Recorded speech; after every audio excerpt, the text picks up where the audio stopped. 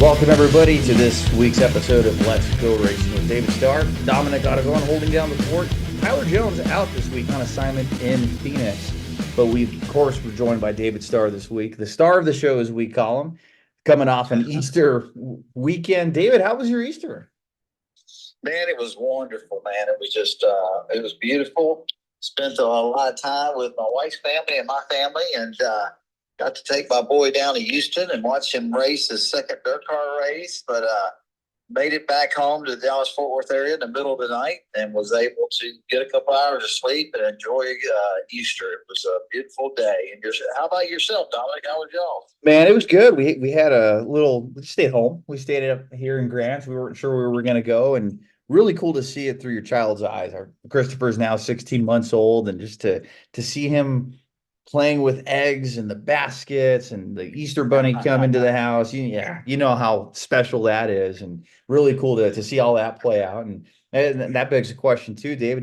Do you guys have any traditions, like Star family Easter traditions, or anything you guys usually do? Man, we do. You know, the Easter bunny came. We woke up early Sunday morning, and man, there was candy everywhere in the living room. So that was kind of cool. And my wife went upstairs and got the boys up. They came downstairs. They were really tired because we got home so late in the morning from Houston. But man, that kicked off the Easter day, and it was just beautiful to to share the day with my wife's family and my family, and enjoy what the meaning of Easter's all about. So it was just a beautiful day and festive with family and eating, and so it was wonderful, and it's cool that you have a son that's 16 months old, and the Easter bunny comes, and it just gets better and better every year. So I'm excited for you, Dominic. Yeah, I can only imagine. Absolutely. Just seeing that excitement. He was a little more aware this year compared to last year. And yeah, definitely really cool to see it through their lens. And speaking of Easter, traditions and maybe the start of stuff here. We know this is the fourth straight year NASCAR racing on Easter. Denny Hamlin getting it done. Win number 53. He's closing in on Lee Petty, 54 wins. Rusty Wallace at 55. Kevin Harvick at 60. But you watched the race on Sunday, David, and if you did, what were some of your takeaways? Well, I didn't watch the race because, I enjoying Easter Day with the family did not give me the chance to watch the race. I did DVR the race, and it was taped, but I'm so busy that I never even had a chance to go back and watch it. But I saw and heard a lot about the controversy at the end, the restart at the final green white checker restart, and but man, just knowing and seeing the final results, wasn't surprising to me. Denny Hamlin wins Richmond. I mean, I don't know how many times he's won it, yeah, Dominic, but you're the stat. You know all the stats, and but it's been a lot over the years. He's pretty much got that place figured out, and I did. They said he wasn't the dominant car all day long, but when the time came and that checker flag waved, Denny Hamlin was the first one across it. So Denny Hamlin gets us, second win of the season. Absolutely. And he talked with his teammate. He mentioned this on his podcast, Actions Detrimental, that he and Truex went back and forth through text, and everything's cleared up. But moving forward, David, with looking at that, and even Denny acknowledging the fact that, yes, he did jump the restart and he went a little early. What does NASCAR do here? We know this is early in the year, but imagine this happens in a championship race or a playoff race where it have even more of an impact. You got to imagine the call might be different. But what your NASCAR, what are you doing? What are those conversations like? And how does this affect restarts going forward? Well, I mean, I know one thing. They got to be consistent, no matter if it's, the second or third lap, the start of the race. Those types of calls need to be consistent. Doesn't matter if it's the last restart was a green white checker, So, I know NASCAR does the best they can. It's human error, and they got a lot of resources, cameras, and it's kind of a I'm glad I'm not in the shoes of the people that have to make those decisions. But when you see a restart, next lap, the next lap is the white flag, and the next lap is a checkered. I don't know if they really have enough time to review it. And like you said, Dominic, here in Denny Hamlin's comment said he went a little early, and I don't know how early it was, but rules are rules, and and you got to be consistent. So I think NASCAR probably made the best decision under the time frame they had. It's kind of tough, what I mean? Like again, kind of tough when it's the last two laps, you know what I mean? And is there enough time to really analyze with the equipment and the technology that NASCAR has to make a decision that quick, But I do know that you would hope, and this is what they praise, that all calls are consistent. So you begin to question that, because what I saw, what you heard from Denny, and what you probably saw, Dominic, he went a little early. You know what I mean? So it's interesting that NASCAR, it's interesting that they let that slide. And it's very interesting to hear Denny say, "Hey, I went a little early." You know what I mean? And unfortunate for Truex, I know he had the dominant car all day, is what I heard.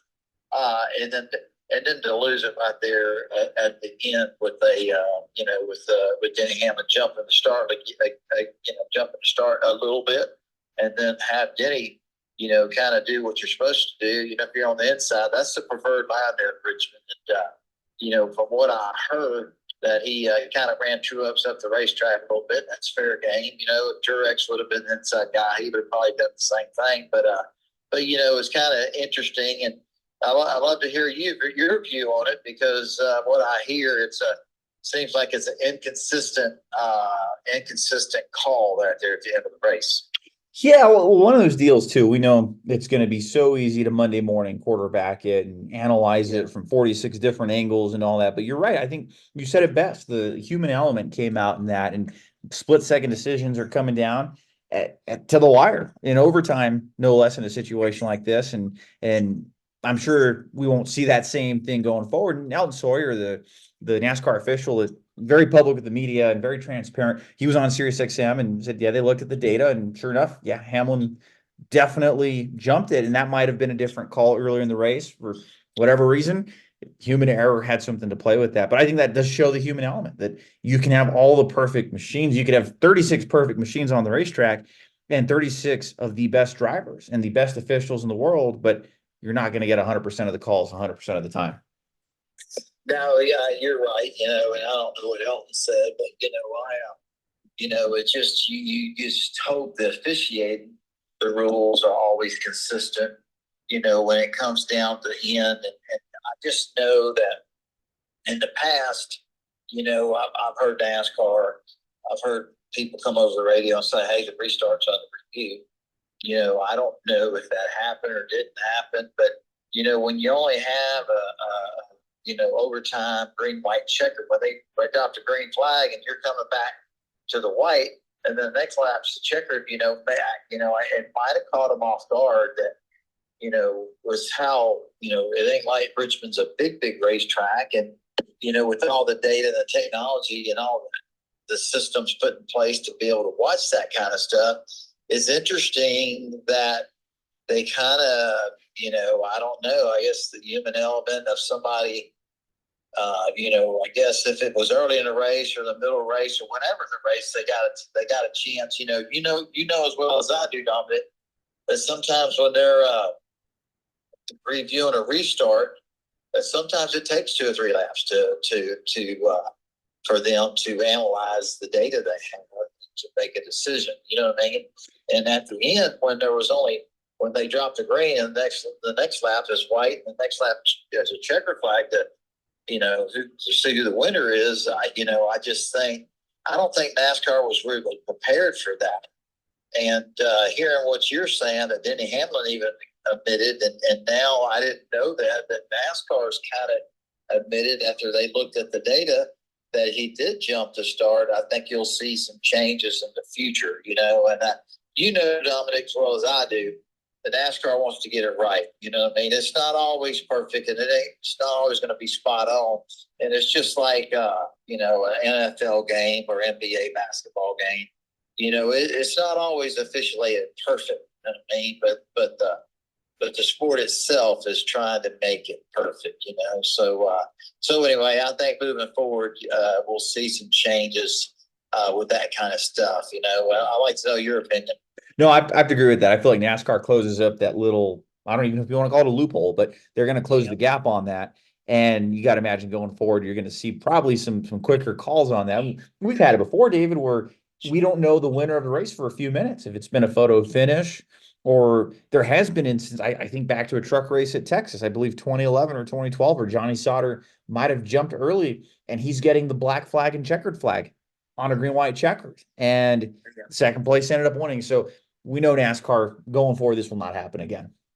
No, I think you're right. I think you're right about that. You know, it's only fair to the sport, the fans, the competitors, and just everybody involved. You know, and I think NASCAR, they want to do everything they can to make it consistent, get this right. And I think you know, under the circumstances, they feel that they probably know there's a loophole there, and yeah, like just like you said, I think moving forward, I think you'll see that call being made quicker next time.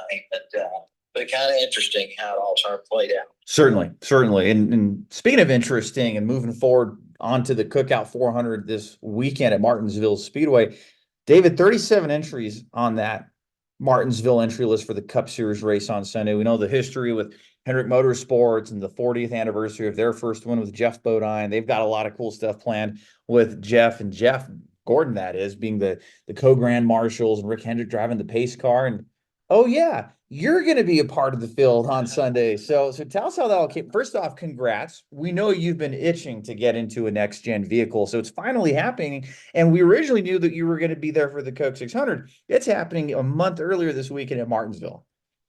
Well, yeah, you know, just associated with God dang it, went blank. Carl Long. You know, Carl's my great friend.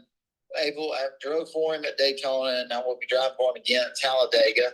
And you know, him and his partner Rocky, they have you know, they have a cup car, two of them, to be honest with you, and they presented an opportunity to go there and run my first cup race in the next gen race car. And I was like, man, I jumped at the opportunity, excited to do it, you know, and man, it'll be a big challenge for us, but I'm up for the challenge. And man, we're you know, I'm on cloud nine. You know, I've been doing this 26 years, and you still pinch yourself at times to say, man, is this really happening? But we're excited to be out there and race the Martinsville Cup race. It's just always so much fun, so competitive, and man, we're just going to go out there and do the best we can, race our tails off, learn all we can learn, and make sure we try to stay out of the leader's way and just race hard and see when they drop that checkered flag, see where we're at.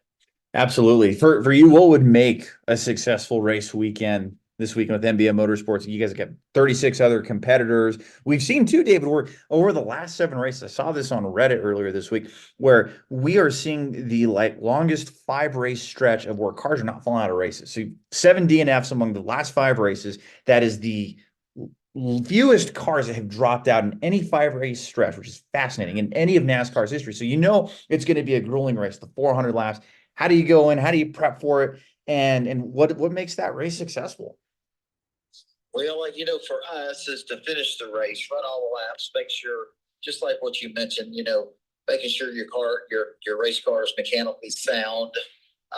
You know, no mechanical failures. If you can help it, it just goes to show you how competitive the Cup Series is, and all the men and women that work on these racing teams that make up these powerhouse racing teams. Man, they're the best in the industry, and you look at that. You know, you hear you talk about that statistics of how many did not finish in the last 4 or 5 races. It's amazing, you know, and how hard they run these cars. So for us to go to Martinsville, Carl Long's team is to finish the race, make sure our lap times are the best they can be, and see if we can't adjust our car and make it good throughout the race, learn something, and be able to race with some people and be competitive. So it's the best racing teams in the world, the best drivers, the best crew chief, best engineers, and that Carl Long, MBM Motorsports, they're not they're not your powerhouse, but the passion and desire and a lot of heart that Carl and his team has. I'm just excited to be the guy that's driving the race car. We're going to, again, like we said, finishing every lap, running as hard as we can, making sure that that we're doing the best of our ability. If the car is tight in the center, make sure we can adjust that, and just having a great race and not getting in the way of the leaders. You know what I mean? Being my first race in a while, and first time driving this NextGen race car, I'm excited about that. But have respect for the people that are racing hard and trying to go for top 10s and top 5s. You just want to stay out of their way and give them the racetrack when they get to you. But man, I think for us would be finish the race and be running really good competitive lap times. Absolutely. And for you, we know racers adapt. You guys are pros at what you do, but being the fact that you've never been behind the wheel of an NextGen vehicle in a race, at least, how many laps or what are you giving yourself to get truly acclimated and get 100% comfortable behind the wheel? How long would that take? Man, Dom, that's a great question. I really don't have the answers for it. I've watched lots of races, and especially with this NextGen car, and watching how they're entering the corners there at Martinsville. They're shifting, getting in the corner, as I know it, years of racing at Martinsville, winning a race there in the Truck Series, and how you race that racetrack. It's awesome. But when the NextGen race car came out, they're actually shifting as under braking, getting into the corner. That will be something that's new to me. So I don't know if it's going to take 100 laps or the whole race. You know what I mean? But it'll definitely be new. But hey, a race car is a race car. You got 4 springs, 4 shocks. You got to get in the corner, and things got to rotate in the center. You got to have good forward drive up off the corner. I don't care what kind of race car it is, and some things. I don't know how you say that. Sequential. Sequential. Yes. Yeah. Yeah, and then a camera and for your rear view mirror. There'll be some things that are pretty noticeable when you're sitting inside the race car that it might take a while to get used to. But at the end of the day, it's a race car, and the same rules apply with the old Cup car to this Cup car. And man, I'm just excited to have the opportunity, and I appreciate Carl Long and Rock giving me that opportunity. Well, and to just got to throw this out here too, Dave. You're doing something that some of these guys never had the opportunity, like Tony Stewart, Jeff Gordon. Stewart and Dale Earnhardt Jr. did test the NextGen vehicle, but they didn't get to actually race it. And according to our stats here at Let's Go Racing, David, we have unconfirmed reports too that as Sunday's race happens, you will be the oldest driver yet to be able to be behind the wheel of a NextGen vehicle in a points race. Well, I don't pay much attention to that.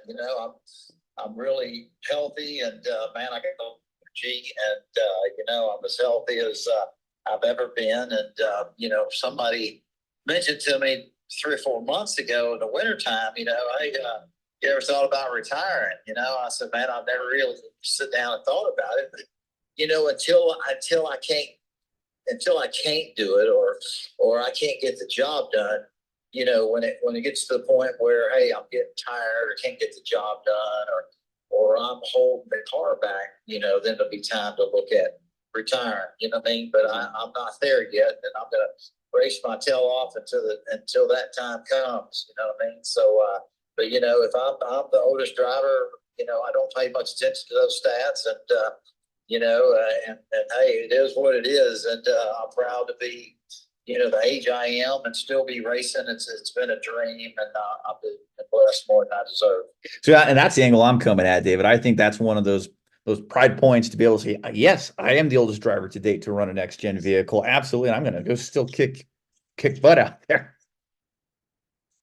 Absolutely. It's not I don't look at the age part. Somebody mentions age, you know what I mean? I just mentioned, hey, I'm healthy. I still work out. I still feel pretty strong, and that burning desire still burns in my body to be competitive. And man, I'm excited to do it. Looking forward to the next week at Texas when I jump in the SS Green Light number 14 Shark Arm. So I'm just, I got some races coming up, and man, I'm just excited to get back to racing. I've been spending a lot of time focused on the Team Texas High Performance Driving School that I have based here at Texas Motor Speedway. And man, and now that we got it kind of running and going well, I need to get back inside the race car, which makes me happy. That's what makes my heart beat, and I'm so competitive, and I missed it, and I'm looking forward to getting back running some more races here soon. Absolutely. We all know David Starr fans and NASCAR fans, NASCAR Nation knows Texas Motor Speedway is a homecoming of some sorts for the Starr clan and the Starr family and the racing. So we know it's going to be a great time next week. And we'll expand more on that next week. And a couple of things before we get out of here, David. So before we move on to Ask David, we did get a few questions in for you. But this weekend, Martinsville, you're going to be a part of the action. It's going to be a triple header weekend with trucks, Xfinity, and Cup. What can we expect this weekend across all three series? What are you looking at? Man, always like when you go to Martinsville, man, it's just so exciting. I don't care what race it is, the truck series, Xfinity series, Cup series, man, there's going to be good hard racing, good short track racing, people moving each other, a lot of beating and banging. But man, there's a lot at stake on all three series. But I can guarantee if you're watching on television, you're sitting in the stands, you're going to get your money's worth, And as you know, Dominic, these short tracks, man, they're exciting. And, you got the best drivers in the world racing in the truck series, Xfinity series, and the Cup series. And, man, it never disappoints, And, there's always sparks flying and somebody that's pissed off at somebody. And, it's just the way it is. It's just good, hard, short track racing, man. You can't beat it. I love it. Been fortunate to run really good at Martinsville, win a race there over the years. And, man, it's just, man, I don't know. It's like most racers, we all learn on short tracks across the country, and it's good to get back on a short track and get after it. But, man, it's going to be exciting, and I'm looking forward to it. Hey, we're excited for you. We're excited to root you on and see how you do this weekend. We know the racing is going to be awesome. And like you said, you're going to get a good product at Martinsville Speedway. And David, it's one of my short list tracks I've never been to. I've had some opportunities to go, and I've just never taken up. It is on my short list of probably at the top of that short list of places that I need to get to. Tyler and I both need to make our way out there. Man, Dominic, I'm surprised to hear you say you never been to Martinsville. It's so, man, how do you describe it? It's intimate, what I mean? That's kind of a weird way to describe it to me, intimate, but man, you're just on top of the action, what I mean? Everything's so close. And even when you're inside the racetrack, I mean, it's just right there. You can reach out and touch the race cars. You're so close to the action, and the action is intense and things happen quick. And it's just a cool racetrack to race at. It's a cool racetrack to watch a race from. And I'm really surprised that you and Tyler have never been. And I just, I hope before your career's over, doing all this racing stuff, that you do make it to Martinsville, not just one time, but several times. Because once you go one time, you fall in love with it. It's pretty awesome. It will happen someday. It will happen someday soon. I got to ask, I'm sure our viewers will chime in too on all the podcast platforms where we post this, but Dave, you got to answer this rookie question for me. Like, you go to Bristol, you walk under that tunnel, you walk up, and you are just surrounded by this concrete palace, and you've got that infill tunnel, you've got all those elements. I know you've got the railroad and the houses there off the backstretch. You're kind of in a neighborhood, but is there even an infill tunnel to get to the infill of the tracks? I know it's so tight, and you have to open the gate to get the haulers in, but is it one of those deals where you're trapped in the infield till the race is over, or is there some sort of tunnel? They actually built a tunnel not that long, years ago, and it's in between right there, right when you're coming into turn 4. There's a great tunnel there. Wasn't always there, but no, it's cool. And just like Aaron, you talk about Martinsville, just the history. They've been racing there since the late 40s, and the Earl Clay family has just done a tremendous job over the years, and I'm just glad it's still on. The NASCAR still goes there after all these years, but as well as I do, the racing is just so good there. It's exciting, and man, then the train comes by on the outside of the back straightaway. It's just so unique and cool place, and I'm honored to have been able to race there as many years as I have, and looking forward to racing there again this weekend. Absolutely. We look forward to hearing about it on the show next week too. But before we get out of here, David, everybody's favorite segment, Ask David. That's your opportunity to mail us in here at the show. Ask questions for David and the panel. You can always reach us at davidstarpodcast@gmail.com, facebook.com/davidstarpodcast, also on X at Star Podcast, and on Instagram at Star Podcast as well. David, we got a couple of questions here in the mailbag. They both come in from Facebook this week. Matthew Mason wants to write. He wants to know, David, with Camaro production ceasing this past December, what do you think the future for Chevrolet looks like in Cup and Xfinity? Do you think GM may switch brands to Cadillac and run a car along the lines of the CTFs? Now, ask me that again, Dominic. Yes, Matthew Mason writes in, David, with Camaro production ceasing this past December, what do you think the future for Chevrolet looks like in Cup and Xfinity Series? Do you think GM may switch brands to Cadillac and run a car along the lines of the Cadillac CTFs? It's a very interesting question, and I don't have the answer to it, but I can assure you that GM, America, Chevrolet, whatever product they built, they bring to the racetrack in the future. It's going to be a great product. They're going to be fast. They're going to have a lot of speed. It's going to be it's going to, just like the Camaro, Chevy Camaro right now, it'll be a cool body style, So if they think that the Cadillac, brand is the slickest, coolest, makes a good race car, then, I wouldn't be surprised to see that. But, man, GM is so in tune to what their customers, the American people, like in sports cars and what their customers want to see on the racetrack. Would surprise me if it was Cadillac, but you never know. But I do know this. I do know that GM's going to be strong. They're going to be in NASCAR for many years to come, and they're going to continue their winning ways for many, many years ahead of us, because that's what they do. So it's a great question.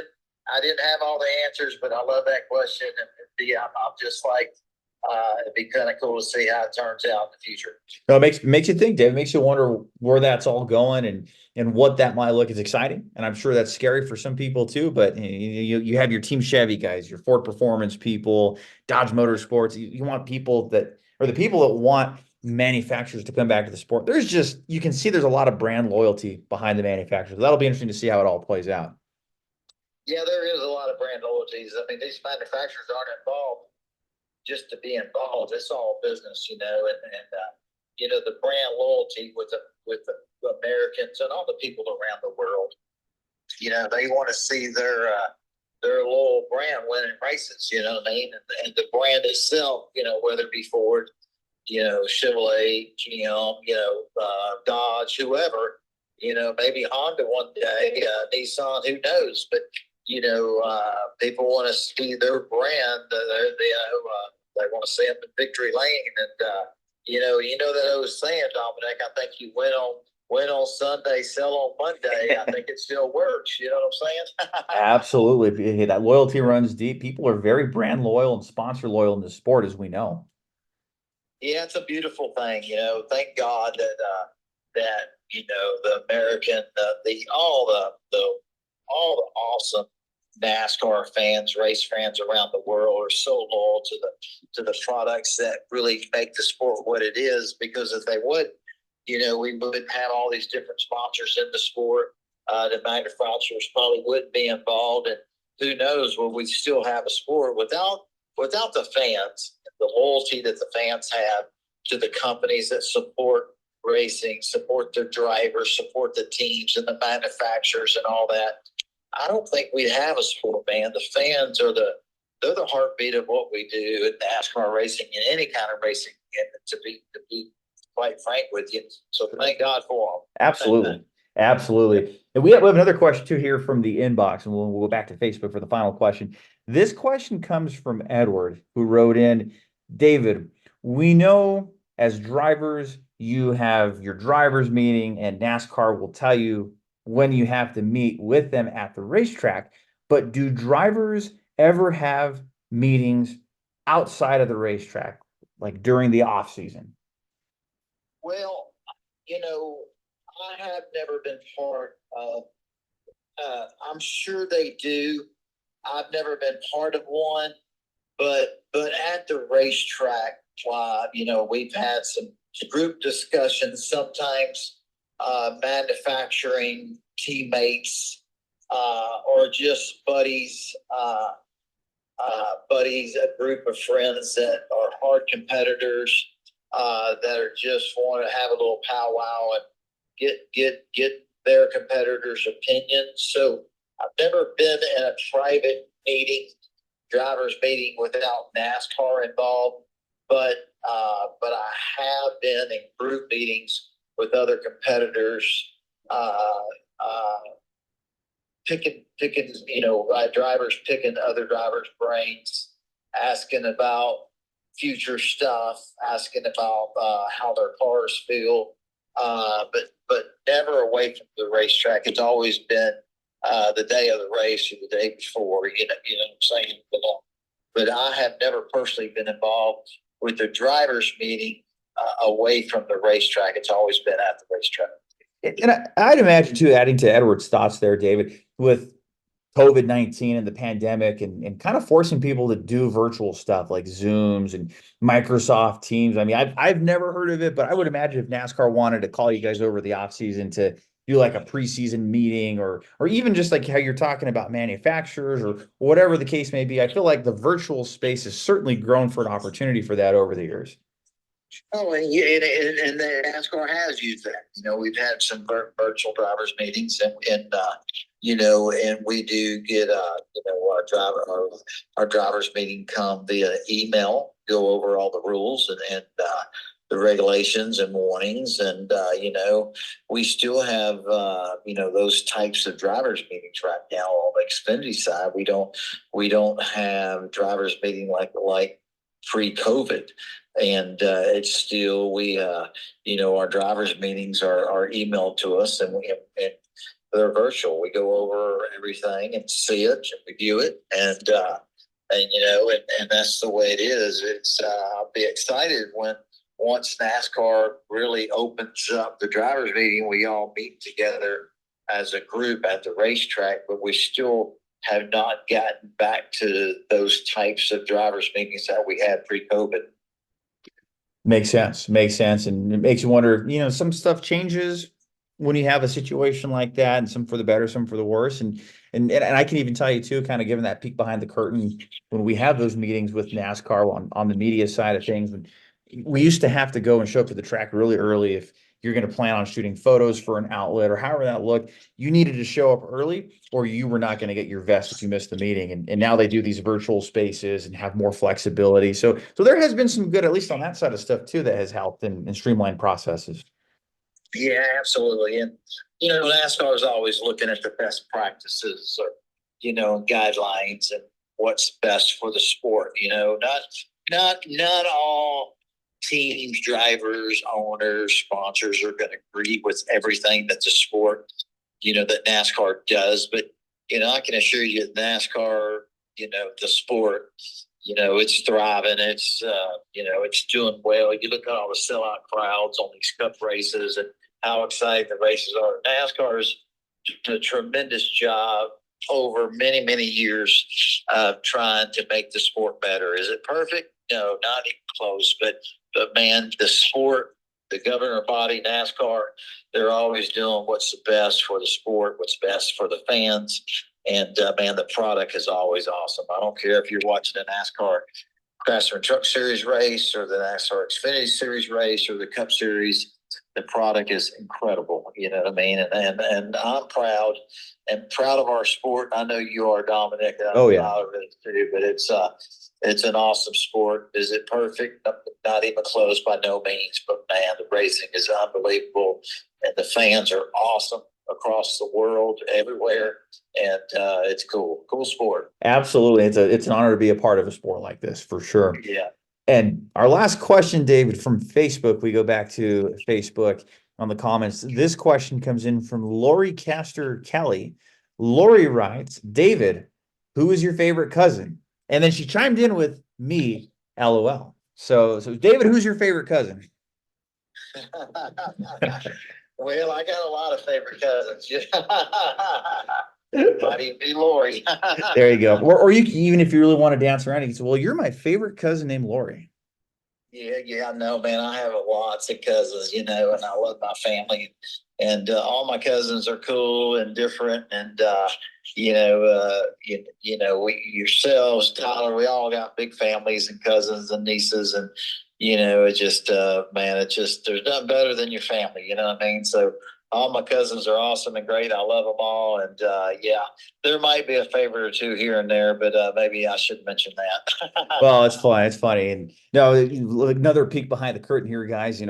Tyler and I were at David's place a couple of years ago. I'm sure David remembers. We went to go see him and we were taking care of business, but we also had a little fun couple of days out there in the Dallas-Fort Worth area. And it's true, David will take you in and he loves you like a nephew and uncle kind of relationship. And we're there just chatting and getting ready to ride dirt bikes. And David's giving me a good lesson. And then he stops himself. He goes, I'm sorry, Dom. I just don't want you to hurt yourself, man. I love you. I don't know if you remember that, but I definitely do. Well, yeah, those dirt bikes, they'll get away from you in the four-wheelers, man. And I just, I care about people. I don't want to see them get hurt. So, but man, you had it under control. You did a good job. So that was a waste of my breath to tell you that, but I needed to let you know I cared about you. Oh, I appreciate it. Hey, that was my first time hopping on a dirt bike at 27. So no, I appreciate any kind of welcome. That's welcomed. Definitely some good advice. But hey, absolutely. Hey, Dom, where's Tyler at? So apparently this Summer of Jones tour, he's doing like a preseason thing. It's called Jones Goes West. So I guess Summer of Jones didn't work out. So Jones Goes West is the new tagline. Well, good luck to him. His Jones tours or whatever hadn't been that successful over the year, but hopefully this one will be. He's gonna love that. Well, I tell him, Tyler, you're setting yourself up for failure here because what comes after summer? It's the autumn, or as we call it, the fall. So it goes from Summer of Jones to the Fall of Jones. It's not graceful, David. No, that's funny. Well, I look forward to having him back soon. We'll have him back next week, and we're happy to share that we will have NASCAR Fox Sports veteran motorsports journalist Bob Pockers joining the panel next week. So we look forward to that. We're going to have David back. We'll have Tyler. We're going to be previewing the Texas race week, and I look forward, David, to hearing how that NextGen race goes and how long it took you to get comfortable and that excitement. You got us all excited because this is your first NextGen race. I can't wait, man. I can't wait to share the journey with y'all and see how it is. But hopefully it's pretty awesome. And we're just about out of time here on Let's Go Racing. As Tyler would say, we'll put the checkered flag out. You can always get in touch with us on the show at David Starr Podcast at gmail.com. We also have our DMs open on social media. You can reach us on our Facebook page, David Starr Podcast, on X, formerly Twitter, at Starr Podcast, as well as Instagram as well. For Tyler Jones, David Starr, I'm Dominic Aragon. We'll see you next week.